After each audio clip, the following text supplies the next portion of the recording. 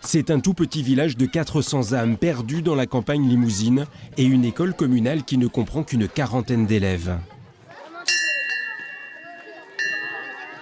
Dans quelques heures, ils profiteront de vacances bien méritées. Auparavant, ils doivent s'acquitter d'une dernière formalité. Il s'agit pour eux de faire le bilan de leur année scolaire. Alors nous voilà à la fin de cette année scolaire. Tes attentes du début d'année se sont-elles réalisées? Quel bilan fais-tu de ton CM2? Dans cette classe des CM1 et des CM2 qui, à la rentrée de septembre, quitteront leur maître pour la grande école, un peu de tristesse d'un côté comme de l'autre. Donc vous savez, à chaque fin d'année, je les garde. Oui, je les garde en souvenir. Et donc je les collectionne. Donc autant vous dire que quand je serai à la retraite, j'en aurai un petit tas. Quelques minutes de réflexion et puis on pose les stylos. Je me suis améliorée dans quelques matières où je doutais avant et maintenant je peux poursuivre l'école. Je suis fière de moi car je passe en 6e et je souhaite de ne pas baisser dans aucune matière. Le maître récupère les livres de maths et français.